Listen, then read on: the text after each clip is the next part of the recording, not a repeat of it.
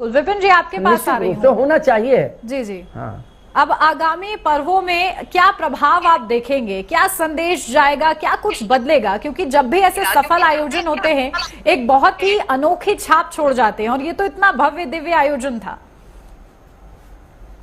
आगे तो मैं आपकी बात से इत्तेफाक रखता हूं कि एक अनोखी छाप महाकुंभ के सफल आयोजन ने निश्चित बात छोड़ी है, जिससे प्रेरणा सदियों तक मिलेगी जी। और यहाँ पर देखिए, अमूमन बात करी जाती है कि फिल्मों में दिखाया जाता है कि मेले में दो भाई बिछड़ गए या कोई परिवार का सदस्य बिछड़ गया, लेकिन ये मेला इसलिए भी अद्भुत है, इसको माना जाएगा क्योंकि इसने लाखों करोड़ों लोगों को जोड़ दिया, जुड़ाव जो लेके आया है।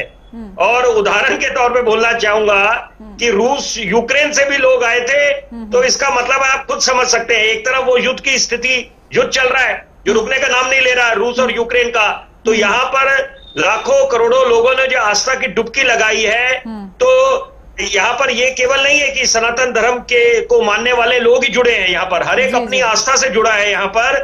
तो इसका मायने ये हुआ सरल भाषा में कि 21वीं सदी में ये जो महाकुंभ का आयोजन हुआ है प्रयागराज की पवित्र भूमि में, संगम में, यहाँ पर इसने लोगों को जोड़ दिया एक दूसरे से, और जो फासले थे उन फासलों को दूर कर कर दिलों की नजदीकियां कर दी है। और यही आवश्यकता है इस समय, क्योंकि कोरोना काल के बाद हमने क्या सीख ली थी, जब सदी की सबसे बड़ी महामारी आई थी, कि मानवता सबसे बड़ा धर्म।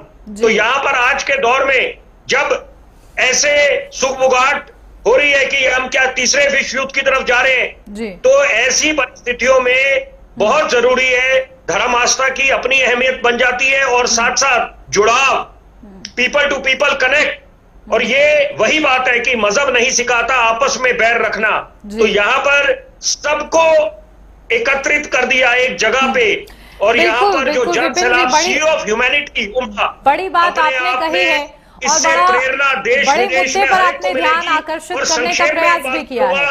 आलोचना करनी जरूरी है, ये लोकतंत्र की खूबसूरती है। विपक्ष करे मुकम्मल तरीके से घेरे सरकार की खामियां, शासन प्रशासन की, लेकिन अगर कोई बोलता है महाकुंभ को, मुझे तो बोलते हुए भी आपत्ति है, कोई मृत्यु कुंभ बोले तो शर्मसार महसूस करेगा कोई भी जो धर्म आस्था में, सनातन में खासतौर पे विश्वास रखता है। इसीलिए इसे अनेकता में एकता कहा जा रहा है। आपने बहुत ही बेहतरीन उदाहरण के साथ समझाया है कि आखिर जहां युद्ध चल रहे हैं उन दोनों ही देशों के लोग यहाँ पर एकता के साथ जुड़ते हुए नजर आए, तो कहीं ना कहीं जोड़ने का भी काम किया है इस महाकुंभ में।